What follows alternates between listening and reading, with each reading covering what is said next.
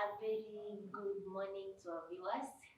This is Life Big TV, the leading voices show, and today we are here to delve into the huge political channels and to inform you more about our leaders. This is the leading voices show with me, Masetia, and today I have my guest with me who will introduce himself. Welcome. I'm Samuel Otieno. Yeah. Okay, this is Samuel Etienne with me here, and we're going to talk about the Leading Voices show. And today we want to discuss about the leaders we have and how they can really mentor and inspire the young generation. We have our leaders, the young people who aspire to be top leaders, the presidency, of course, the governors of this country, and perhaps some of them are really diminished and they are nowhere to be seen. Maybe because of the leaders we have, or for one reason or another.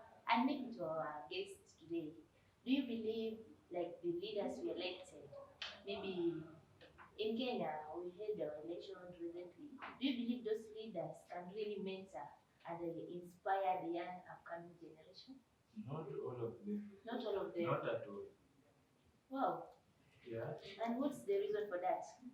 Uh, in fact, if this tunnel of leadership, a better of leadership that has betrayed the people of Kenya, if the leadership that Kenyans elected in the election that were held in the year 2022 or 9th August. On 9th August. Yeah. Talking of President Ruto's Yes. regime. Yes. The entire, even the parliament has failed the most. The parliament. Those are our MPs, also being our leaders, yeah? Yeah. You mean currently the Kenyan leaders are really failing the young generation? Failed, really failed. The economy, the country's economy is in comatose currently. We can't say anything about it. It is. Never. So you believe like the President Ruto's regime or any leader from this regime of President Ruto cannot really inspire or mentor any young aspiring leader in Kenya? No. Mm-hmm. You know, this is the country, this regime is the regime where we have experienced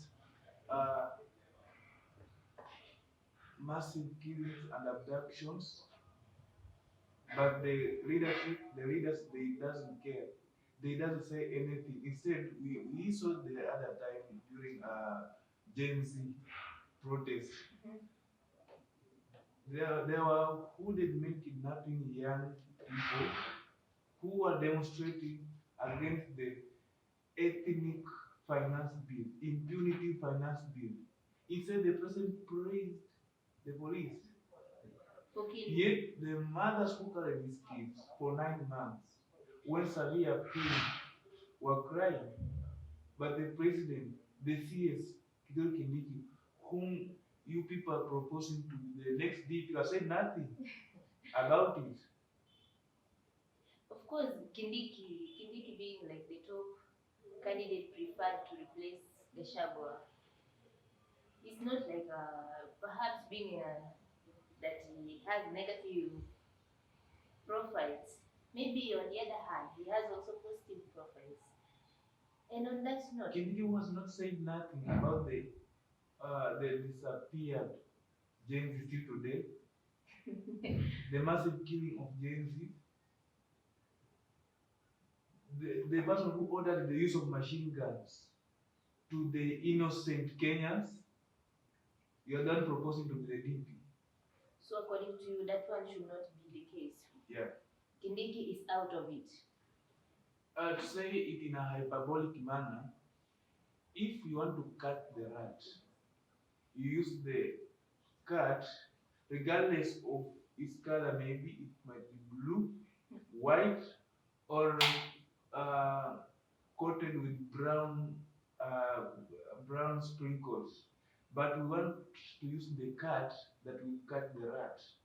But this cut, you cannot actually hack it from the bush. It will destroy it more.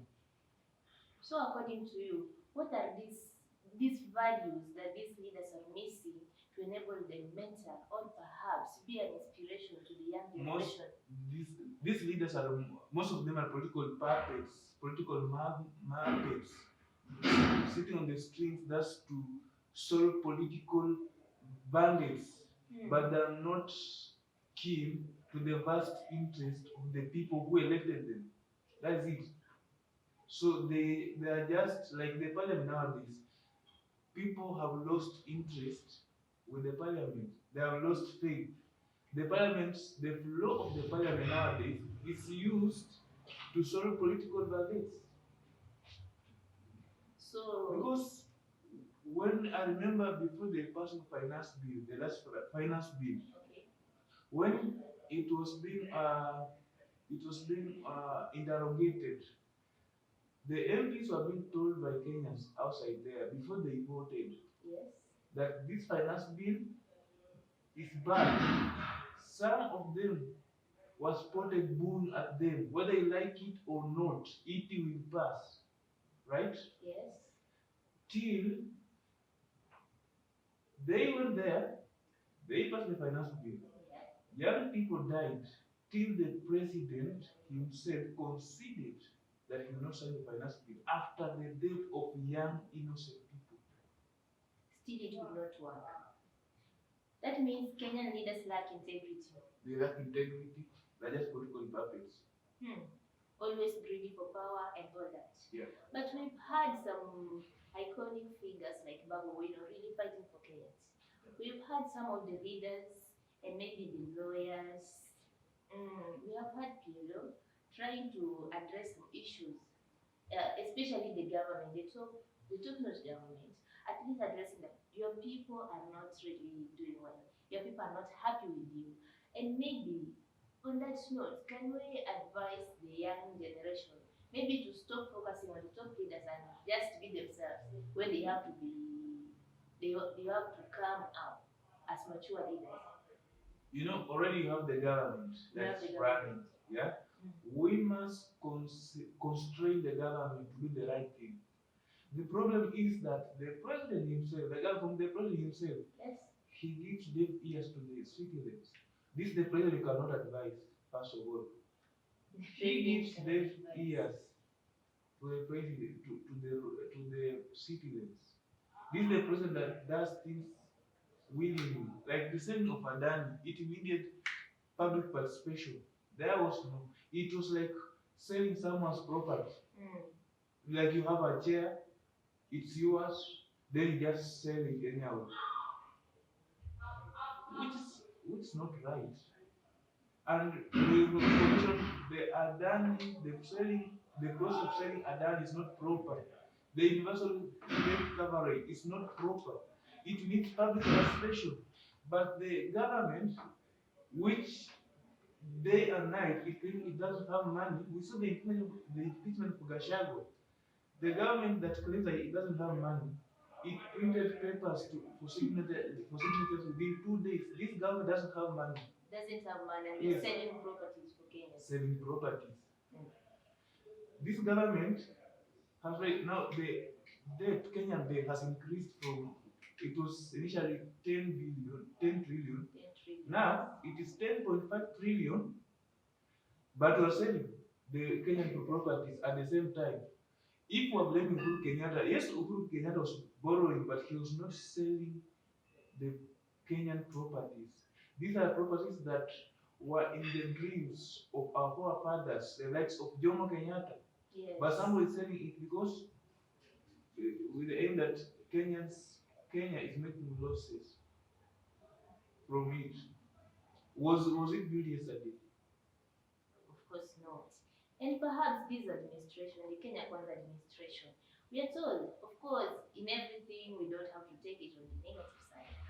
Perhaps the Kenya Kwanza administration, we can say it like it is also a good administration. Perhaps to the upcoming generation, because from the look of things, we can take it in a perspective that it is a government. When you teach your children, you say, this government showed us something, never to rule, how never to rule a government. Because from the look of things, actually Kenya we are going on a bad note. On a bad side, we are not running anywhere good. All our properties, and we don't know what next our president will say. And so perhaps you can say the Kenya Kwanza administration maybe is just trying to bring attention to us, all the young generation, how never to run a government. Because actually we are seeing young Kenyans, especially the middle class people, are suffering from the administration we are in. And to the young generation, when instead you come to power, you should focus to change something. Or what do you think? We should be focusing to change the government or maintain what we have. You know, during the public participation in the impeachment of Rigidi, there was a widespread criticism against the government. It means Kenyans are already tired with Kenya Kwanza government. Already tired. If somebody can use over 2 billion just to travel to countries, for now, just 2 years in office, he has had flights of over 6, 7 flights. Sure. With the instead the country's economy is in comatose. So you know that one is indicates that the government does not have people's interests at heart, actually, because focusing on foreign trips than recurring and making the economy to be at least fair is what the government that does not know how to differentiate it. Really. Yes. Well, maybe on that note, can you tell Kenyans what should a responsible government do? How do you expect it to rule itself? Rule itself. Yeah. During the time of Kibaki, you know, first of all, he evolved almost all the industries. During the time Kibaki, for 5 years, he just had 33 flights to other countries. And like our friend here, I wrote 67 flights. 67 flights. And that are funded by the government. Yeah. So using 2 billion for flights and using 2 billion, for example, to like now, for example, we have people in hospital right now that are able to pay hospital bills. Yes. Because of misunderstanding between NHI and UHC, right? And UHC, it only covers 104.7 billion. Yes. Right? That one is that is funded by Kenyans, right? Yeah. But somebody is ready to prepare or to plan for foreign trips than covering what or catering what the Kenyans needs. First of all. Secondly, the government is keen on playing political cards. Like now you have the removal of Gashago. Yes. If the claims that were being surfaced by the government that Gashago did this, did that, that's, I always tell people that Gashago is a symbol of failure in the Kenya Kwanza government. Today, they say that he has done this, he has acquired this illegally. Is Gashago. Tomorrow, it will be somebody else. It means there are some dark games being played that we as Kenyans don't know. Because when they were talking about shares, when Gashago was talking about shares, the MPs of Kenya Kwanza were there listening. They were applauding and laughing. But during the impeachment, the same MPs were criticizing the DP for talking about shares. So this government is concentrating on playing political cards, not matters to do with development. As we speak now, the governors are crying. They are not funded. They are not being funded. So the devolution is also failing. The Yes, but we are looking at playing political cards. Mm. For 5 years, the 2 years are down. Kenya still crying. Yeah, they say that we'll be patient. We've been patient, but nothing's being done. Instead, selling Kenyan properties. We have seen the MPs showing off, putting on expensive, uh, uh, expensive outfits. Wow, maybe But the last Kenyans are minute, suffering. in a 1 minute, just advise the young upcoming leaders what they should do and what they should expect when they maybe grow up to be leaders. Leaders, this is a developing country. Yes. When you say Kenya is a developing country, it means it has hunger of development. Yes. Yeah. So the only thing we can do, the upcoming generation can do, is to put the people's interests at heart and have political goodwill. Having a political goodwill will enable you to use the Kenyan resources well. For example, you are an MP, a young MP. Your constituents have been allocated over 500 million. Then, this 500 million can actually remove form of poverty in your constituency. Oh, thank you so much. Thank you so much. And ultimately, to the young generation, it is the responsibility of the young generation to shape the future. And of course, we learn from the success and the failures of the past leaders and bring a better future to the country. Thank you so much for joining us today. This has been the Leading Voices show at Life TV. Remember to subscribe, remember to share and comment on our YouTube channel. Thank you so much. Till next time. Bye bye.